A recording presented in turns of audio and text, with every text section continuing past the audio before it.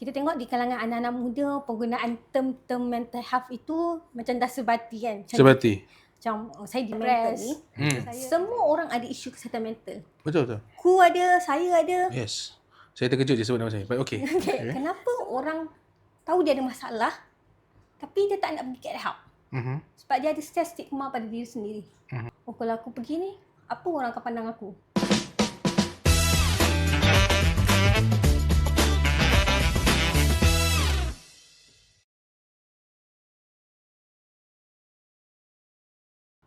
Assalamualaikum warahmatullahi wabarakatuh.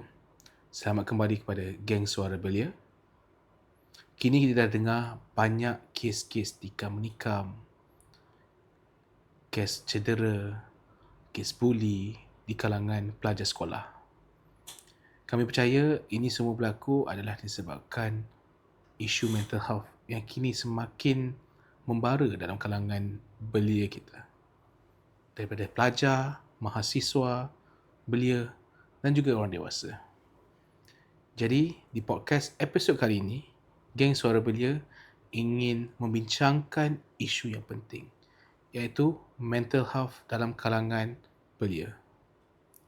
Bersama saya pada hari ini, Saudari Fatihah daripada Support. Saudari Fatihah boleh perkenalkan diri dan perjelaskan Support tu apa? Boleh, terima kasih atas jemputan untuk saya sesi podcast pada hari ini. So basically nama saya adalah Fatihah Syuim. Saya merupakan pengasas bersama kepada Support.app, iaitu sebuah platform kesihatan mental yang memfokuskan kepada accredited peer supporter di Malaysia. Accredited peer supporter ini adalah mereka yang pernah melalui isu kesihatan mental dan telah pulih. Maka mereka ini telah ditrain dan disertifikatkan untuk menjadi accredited peer supporter di Malaysia dengan mendapat bimbingan daripada NHS di UK. Kami telah beroperasi hampir 3 tahun dan kali ini kami mengharapkan isu kesihatan mental ini lebih baik untuk ditangani dalam kalangan belia. Alright. Terima kasih Saudari Fatihah. Should I just call you Fatihah or Saudari Fatihah? Fatihah aja. Fatihah aja. Okay. Terima kasih Fatihah. Fatihah merupakan seorang, I would say masih belia lah ya. Belia dalam kategori umur yang sebelum ni lah Ya, boleh. Terlibat aktif dalam industri mental health ini. Yep. Boleh dikatakan actually at least for our generation adalah satu industri yang agak well known. Tapi sebenarnya masihlah perkataan yang I would say tebu dalam masyarakat kita secara umum.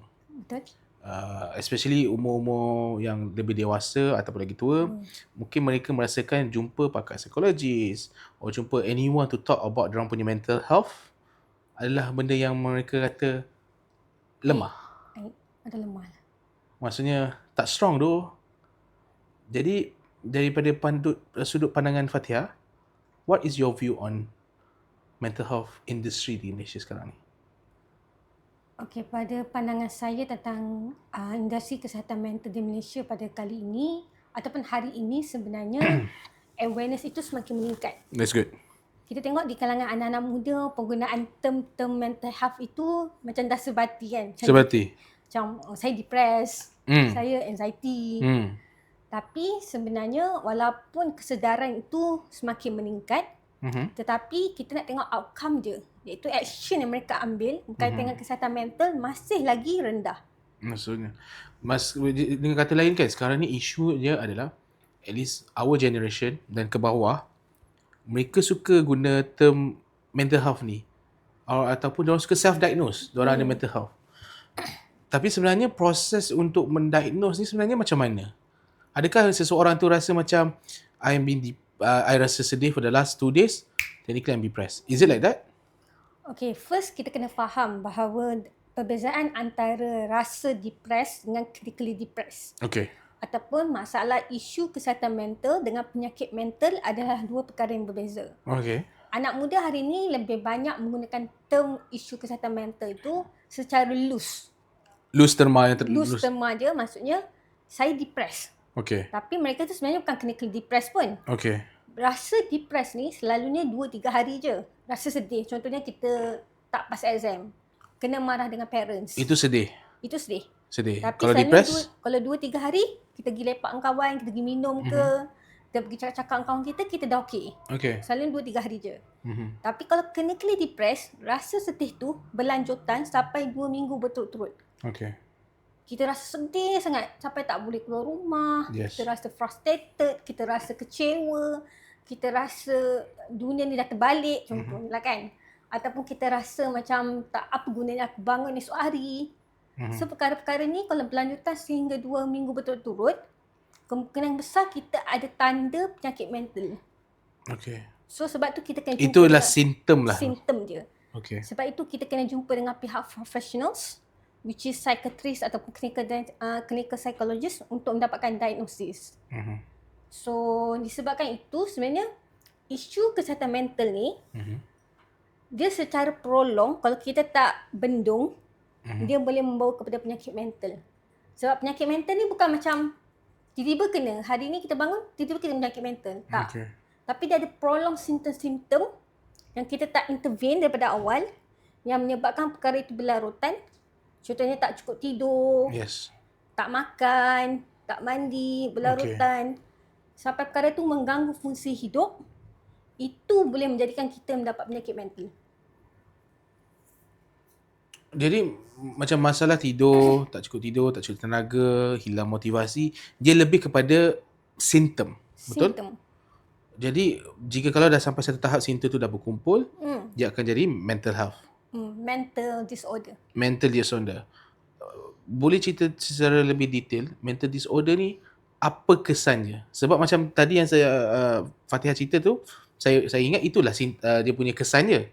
Tapi dia lebih pada simptom. Kalau mental disorder ni kesannya apa? Okay, simptom ni dia ada simptom ringan, simptom berat. Okay. So simptom ringan contohnya kalau tak boleh tidur, kalau sehari tu normal. Tapi kalau berlarutan sampai 2 minggu berturut-turut tak boleh tidur, is something wrong with you. Yang memang you kena get help from professionals. Okay. Orang tak boleh tidur 3 hari pun orang dah weng. Betul? Ni apatah lagi 2 minggu tak tidur. Betul. Of course, itu dah ada tanda-tanda penyakit mental yang memerlukan diagnosis daripada pihak professionals. Itu first benda yang kita kena faham. Second, bila-bila kita membicarakan tentang isu kesihatan mental ni, semua orang ada isu kesihatan mental. Betul. Ku ada, saya ada. Yes. Saya terkejut je sebut nama saya. But okay. Okay. Semua orang ada Betul. isu kesihatan mental sebab kita semua orang ada stress. Betul. Tapi Especially dengan dunia sekarang lah. dunia sekarang Ekonomi, sosial dan sebagainya. Ya. So daripada perkara tersebut, semua orang ada isu kesihatan mental, tapi sama ada isu kesihatan mental dia baik ataupun isu kesihatan mental dia semakin buruk. Okay. Kalau semakin buruk, itulah simptom-simptom tu akan berlaku. Tak cukup tidur, rasa irritating, rasa marah, rasa tak boleh nak berfungsi sebagai masyarakat, tak boleh nak berfungsi sebagai ayah, sebagai anak, sebagai keluarga. Dia akan mengasingkan diri lah Dia akan menghasilkan diri. So dia tak ada function dalam kehidupan, dalam masyarakat. dalam masyarakat. So slowly dia akan keluar daripada dia punya tanggungjawab semua ni. Isolated him or herself lah. Yup. Dan akhirnya menyebabkan dia ni berada dalam fasa yang dia tak nak berkomunikasi ataupun berkomunicate, ataupun kita kata dia tak nak ada muamalah lah dengan masyarakat, ataupun orang kata dia tak nak sosial lah, tak nak bersosial. Sebab itu tanda-tanda kalau kita tengok pada generasi anak muda hari ni kan. Kalau anak-anak muda yang starting duduk dalam bilik saja, gaming sahaja, tak keluar, tak bersosial, kita akan perasan dia ada isu tentang regulation emosi, dia akan ada isu tentang hot tempered.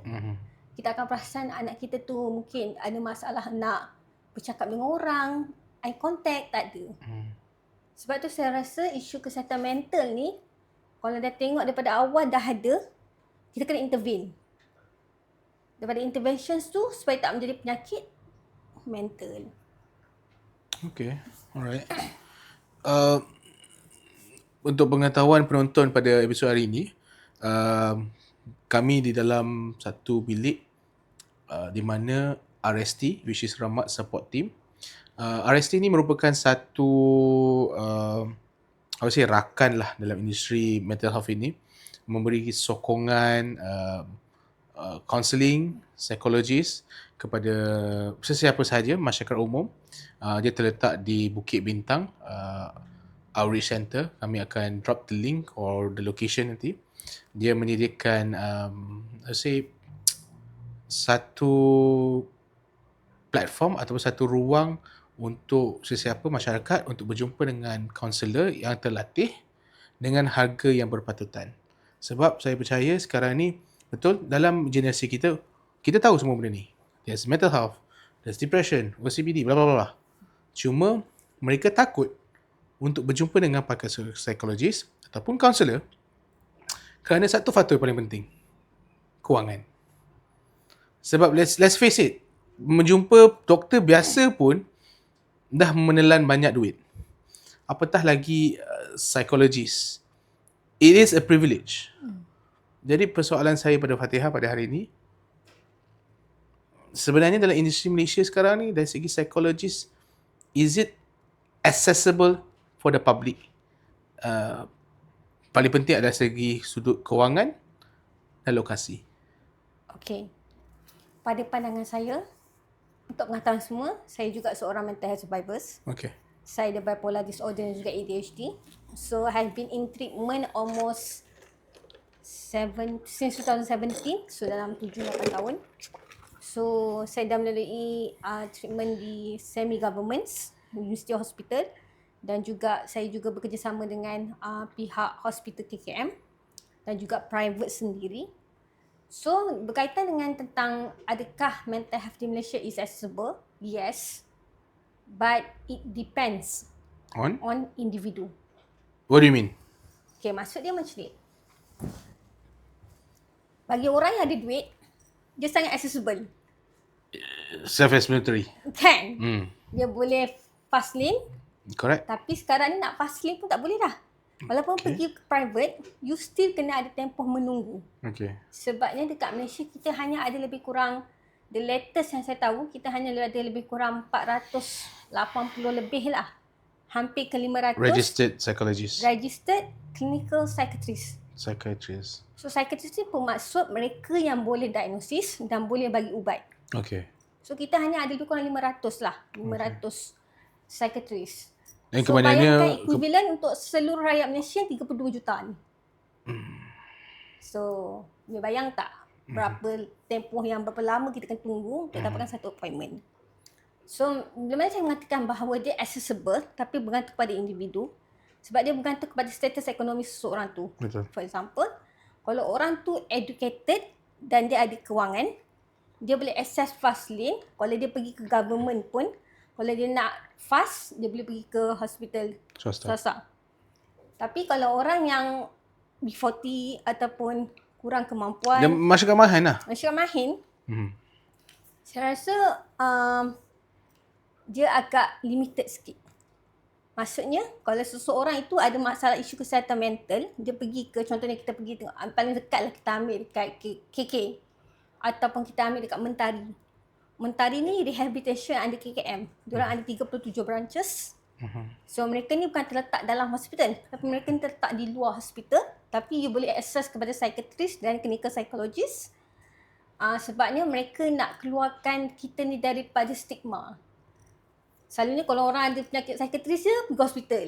Yes. Tapi tak, diorang buat dekat mall.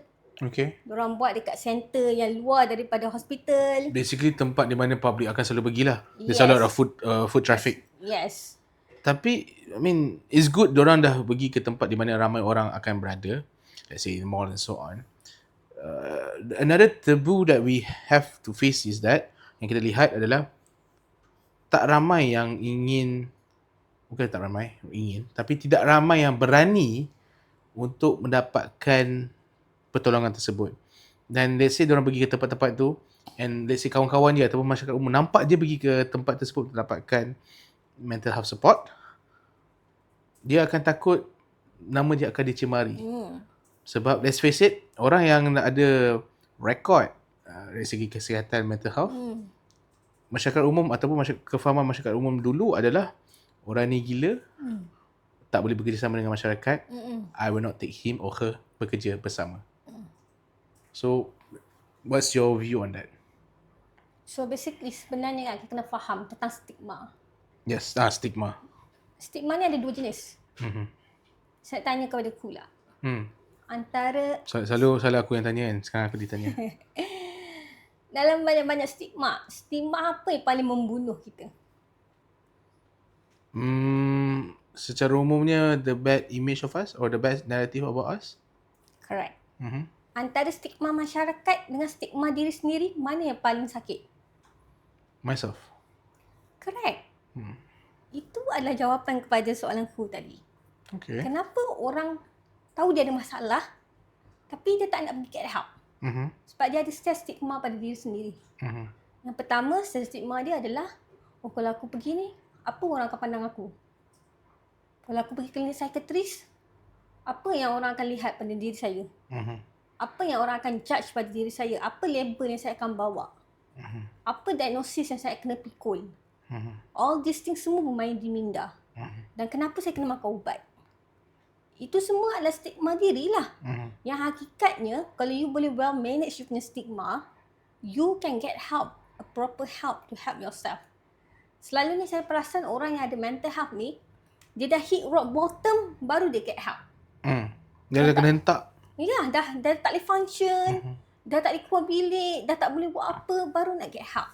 Sedangkan simptom-simptom awal tu dah ada dah. So, balik pada soalan tadi, stigma diri sendiri. Stigma paling membunuh adalah stigma diri sendiri. Kita takut pandangan orang, kita takut diri kita dilabel, kita takut diri kita dijudge. Itu sebenarnya lebih menyakitkan daripada pandangan masyarakat. Sebab kalau pandangan masyarakat pun, kita boleh ignore. Peduli apa diri kita? Pergi mampus lah.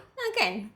Tapi disebabkan kita ada stigma diri sendiri, kita punya self-criticism sangat tinggi pada diri sendiri. Kita takut dilabel, kita takut makan ubat, kita takut jumpa psikiatris. Semua kita takut. Itu sebenarnya menyebabkan masyarakat hari ni, walaupun diorang ada awareness, it's good to have awareness. But action to help yourself is also important as an outcome. So sebab itulah kita orang dekat support sendiri kan. Sebab tu kita orang ada peer support. Okay. Nak jumpa dengan psikiatris ni, dah lah tabu satu. Kita ni gila ke nak jumpa psikiatris? Itu soalan common questions yang orang akan tanya. Okay. Aku gila ke nak jumpa psikiatris? Tapi, at least when you meet up with our peer support, accredited peer supporter, Dia pakar lah. diorang ni dah gone through the situation. Diorang dah jumpa dengan psikiatris, diorang dah makan ubat, diorang dah tahu which treatment yang berkesan ataupun tak berkesan. At least you feel less burden and you feel less scared before meeting up dengan professionals. You get some idea how to help yourself. Okay. Itu sebabnya kita orang buat peer support. Peer support ni bukan nak replace professionals. Bukan nak replace psikologi ke, nak replace psikiatris ke, nak replace counselor ke. Tak. But we are here to complement each other in the mental health journey. Kita orang hubungkan klien dengan professionals. So kalau dalam sesi peer support ni kita tengok dia, sebab kita orang belajar skill-skill kan, kita orang pergi training. Dalam training tu kita orang tengok kalau klien ni ada banyak sangat orang kata term-term ataupun sign-sign yang dia ni memerlukan intensive treatment. So kita orang akan refer dia kepada pihak professionals. Okay. Itu tujuan kita orang as a peer support lah. Basically, what you guys trying to do is, hey, I'm a friend. Saya seorang kawan. Ya. I went through it. Ya. Dah pernah lalui.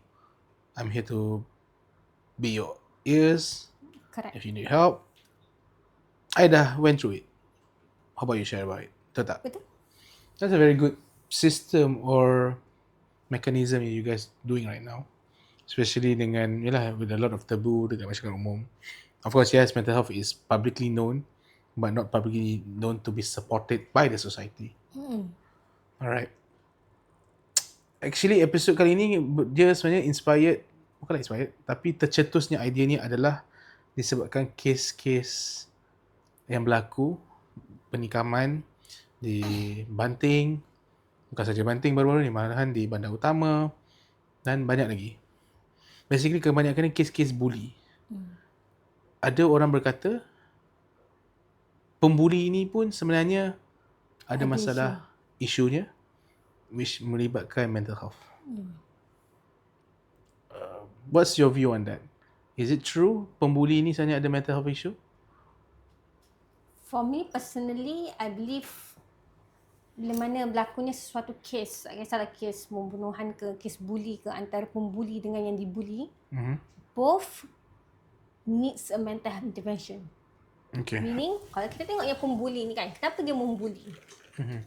Kenapa dia menjadi seorang yang luar daripada kawalan? Jadi seorang yang agresif, pemarah.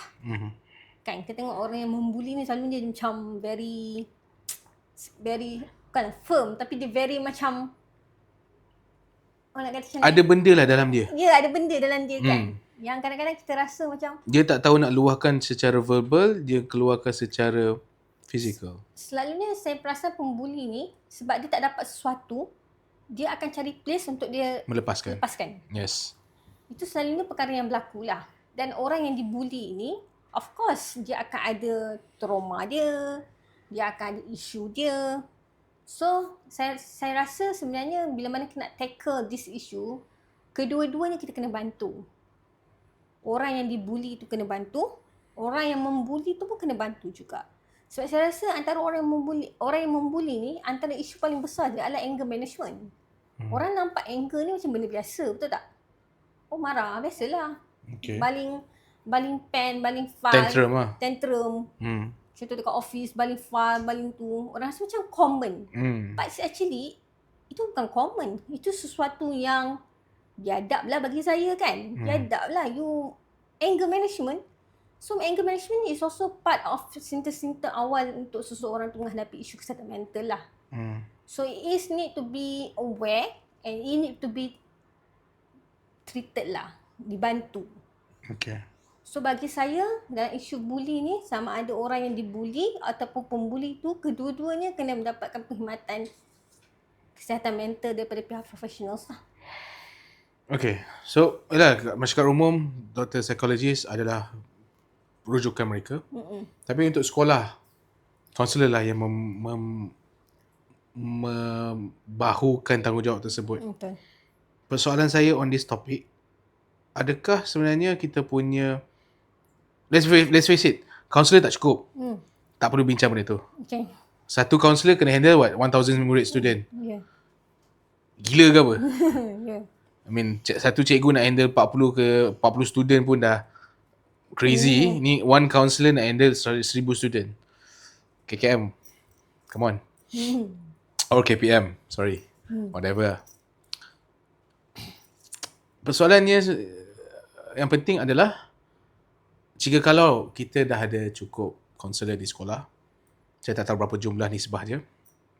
Persoalan paling penting, adakah kaunselor kita cukup latihan untuk menangani kes tersebut dan untuk preventkan benda ini berlaku? Okay. Silakan. Right. Kalau kita membicarakan tentang isu kaunselor di sekolah, yang pertama kita kena faham tak semua kaunselor dilengkapi dengan ilmu kesihatan mental itu sendiri. Sebab kaunselor ni ada banyak cabang kan? Kaunselor kerjaya. Betul. Ada kaunselor kesihatan mental, ada kaunselor pelajar. So banyak cabang. Betul.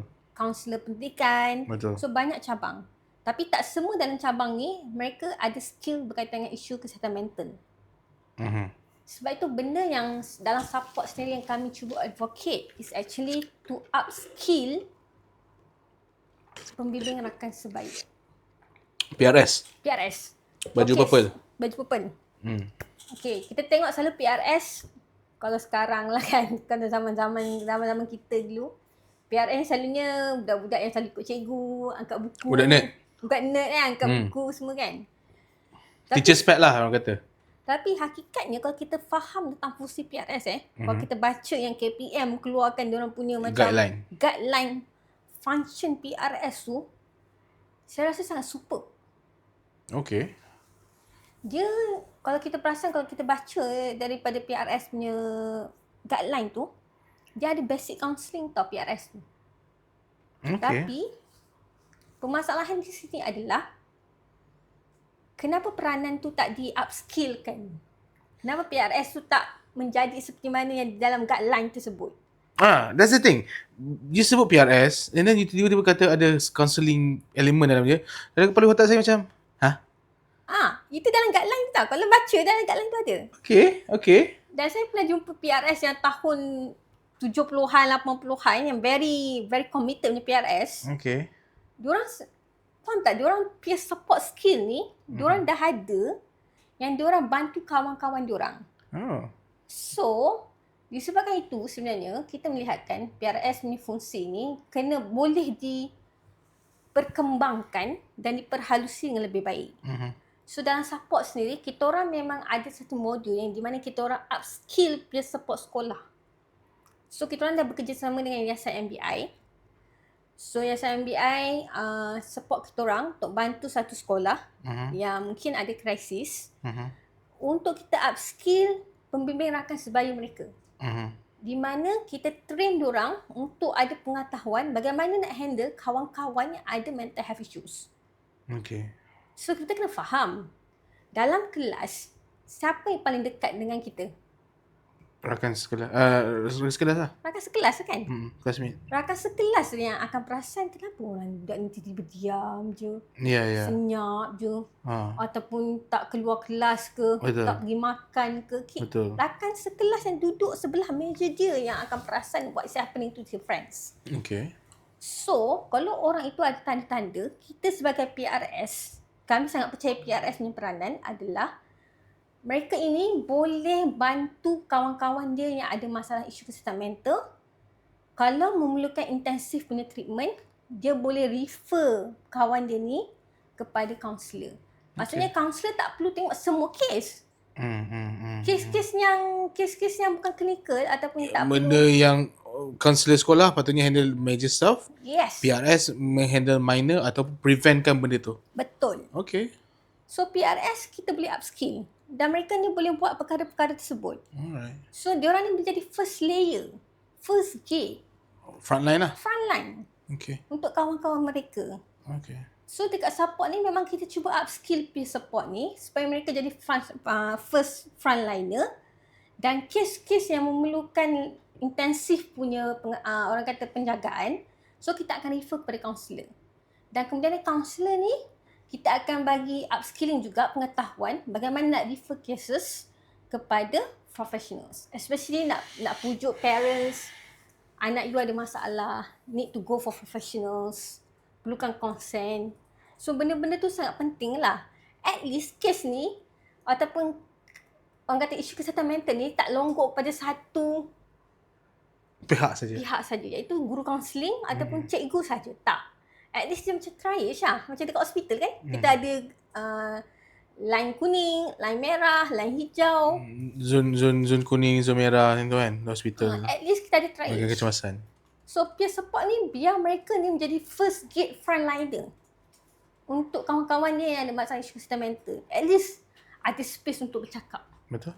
Ada listening ear. Ada validations. Basic.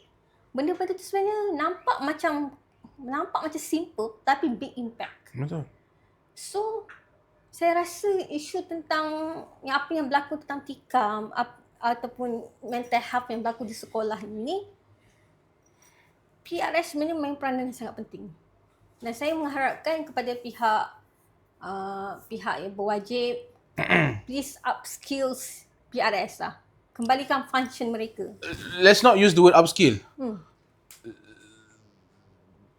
Bukanlah perkenalkan semula. Tapi do a better marketing. Better marketing, pemerkasaan. Pemerkasaan, yes, that's the word. Sebab macam saya kata tadi, I thought PRS, when you say PRS, benda yang akan keluar, purple, teacher's pet. And then lepak dengan cikgu counselor. I've never seen apa peranan orang. Mungkin yelah, pengalaman saya sendiri, I cannot say for other people, tak nampak lah apa yang patut dibuat oleh PRS pada ketika itu. Mungkin pihak KPM sendiri dengan bantuan KKM dan sebagainya bantu untuk memperkasakan lagi peranan PRS ni. Sebab di end of the day, tugas untuk menjaga ataupun mental health ini bukan terlihat kepada guru kaunseling saja, bukan pada guru kelas saja. Malahan pada mak bapak, rakan sekelas, masyarakat sekeliling dan sebagainya. Takes a village to raise a child lah. Correct. In a village ada apa? Kita ada farmer. kita ada farmer, petani, pahlawan, tentera, ketua kampung dan sebagainya. Setiap ahli orang kampung tu ada peranan masing-masing untuk membinakan satu better kampung yang berfungsi. Betul. Jadi mungkin dalam kalangan peers ataupun dalam kalangan sekolah, peranan tersebut adalah PRS. As you said, the front line untuk menghandlekan isu ni. Okay, very interesting. I've never thought of PRS. Thank you for pointing it out. Harapnya benda ni akan menjadi satu perbualan yang boleh kita bincangkan secara social media supaya kita dapat tahu apakah pendapat orang lain tentang peranan PRS. Maybe rakan-rakan kita, penonton-penonton kita pernah menjadi PRS, boleh sharekan perkongsian mereka apa yang mereka telah bantu masa zaman sekolah. Sebab ramai tak nampak peranan tu. Padahal PRS tu mungkin dia adalah yang selalu kita nampak kat sekolah pengawas lah. Pengawas yang nampak the starlight lah. Bajet siut pengawas ni. Tapi yang banyak buat bantuan dari segi mental health counselling adalah PRS, pembimbing rakan sebaya, which di mana diorang tak nampak secara public sebab diorang hanya membantu orang-orang yang tertentu saja. Yang mungkin guru-guru counselling dah bagi tahu, okay, this is a person yang perlu bantuan, you tolong, di belakang takbir. This is a very noble job. Yeah, I kena berterima kasih kepada rakan-rakan PRS saya sebelum ni lah. I never thought of that. Tak pernah terfikir pada peranan mereka macam ni. Fatihah, maybe any last word for penonton mengenai beside PRS, mental health or anything? Okay, basically saya mengharapkan isu kesihatan mental ini bukanlah sekadar pembincangan kosong lah. Yes. Tapi dia need to have an action ataupun outcome yang lebih menyeluruh, sama ada kepada belia ataupun kepada orang tua. Sebab kita membicarakan tentang mental health orang belia kan, tapi kita jangan lupa kita ada mental health orang tua juga. Kita umum kan. Ini platform untuk belia menceritakan masalah masyarakat. Ya, betul. So basically mental health ni meliputi seluruh aspek kehidupan kita lah. So untuk pengetahuan semua, so basically support dengan kerjasama dengan tim Sihat Selangor, kami telah menganjurkan iaitu sesi mendengar bersama dengan accredited peer supporter secara percuma untuk rakyat Selangor. Rakyat luar Selangor pun boleh juga apply, boleh juga guna, tapi keutamaan ni kepada rakyat Selangor. So basically, senang kata kita provide platform secara percuma. Anda hanya perlu pergi ke hubsehat.selangkah.my untuk buat booking session, dan kemudiannya anda akan dapat nanti link Google Meet dan anda boleh buat sesi itu secara atas talian di mana sahaja yang anda berada dalam keadaan yang selamat. So basically kita mengharapkan rakyat-rakyat Selangor, belia-belia Selangor, tak kisahlah yang duduk ke, yang bekerja ke, yang belajar ke, ataupun yang bermahu starting di sini ke, gunalah platform ini sebab dia percuma dan dia ada kebaikan. Jika anda kata macam saya ni ada masalah mental ke, saya ni baru kehilangan kucing, saya ni baru hilang pen, baru hilang kerja. Tak ada isu yang kecil, tak ada isu yang besar, semuanya layak untuk didengari. So please don't keep everything on yourself. Just find a space, a safe space untuk anda bercerita tentang isu anda. At least kalau dia tidak boleh menyelesaikan masalah anda, they can lift your burden, emotions. So saya ulang sekali lagi, boleh pergi ke Hub Sehat, hubsehat.selangkah.my. So session ni adalah percuma. Kalau tak, sebelum-sebelum ni anda kena bayar lah. Tapi disebabkan benda telah disubsidikan, so anda boleh dapatkan secara percuma. So saya menggalakkan, saya mensyorkan kepada rakan-rakan belia di luar sana untuk menggunakan perkhidmatan ini secara optimum dan wawarkan kepada kawan-kawan lain. Bukan belia je lah, secara umum. Secara umum lah. Alright, terima kasih Fatihah. Sebelum kita akhiri, episod kita macam sebelum ni pun telah disokong oleh Outreach Coffee. Diorang ada pelbagai flavor, not just coffee, sparkling. Fatihah, how's your drink? Okay? Good. Oh, dia punya mata main peranan. Okay, alright. Terima kasih. Terima kasih kepada semua penonton podcast Game Suara Belia. ini merupakan satu topik yang saya boleh katakan agak berat, tapi seharusnya dibincangkan dan disokong oleh rakan-rakan belia kita, bukan saja untuk belia tapi untuk masyarakat secara umumnya. Mental health ini bukan hanya dihadapi oleh belia, malahan oleh anak kecil, dewasa, malahan orang tua. Jadi kita sebagai orang kata ejen perubahan haruslah mengambil inisiatif. Mungkin kita tak boleh jadi pakar psikologis, tapi mungkin kita boleh jadi PRS, boleh bantu team support, ataupun join RST, Ramah Support Team, or NGO Empathy. Banyak platform kita boleh bantu dari segi mental health ini. Paling mudah, you nampak kawan you ada masalah, jadilah telinga mereka. Dengari apa yang mereka hadapi, luahan mereka, dan simpan rahsia tu. Jangan gunakan itu sebagai alat untuk menjatuhkan kawan kita tu. Kasi ada day, itu kawan kita, kita harus menyokong satu sama lain. Jadi, jangan lupa untuk support podcast Geng Suara Belia dengan like, subscribe and share. Terima kasih. Assalamualaikum warahmatullahi wabarakatuh.